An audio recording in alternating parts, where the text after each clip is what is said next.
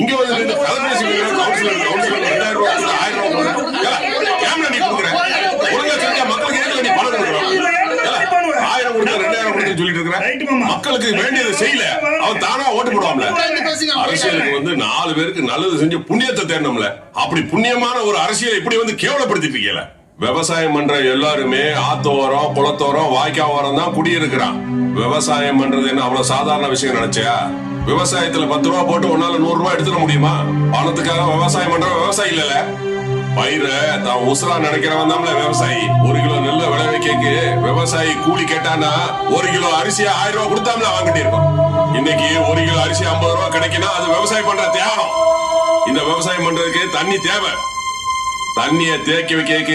குளம் தேவை வாய்க்கா தேவை அந்த குளத்தை பராமரிக்கிறதான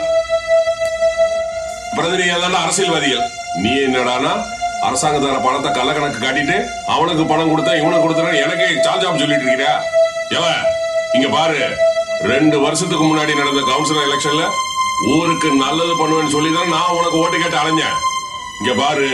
நீ என்ன பண்ணுவே ஏது பண்ணுவே எனக்கு தெரியாது உடனே மினிஸ்டர்கிட்ட பேசி என்ன ஏதுன்னு இதுக்கு உடனே தீர்வு காணணும் இல்ல உடைக்க போற குளத்துல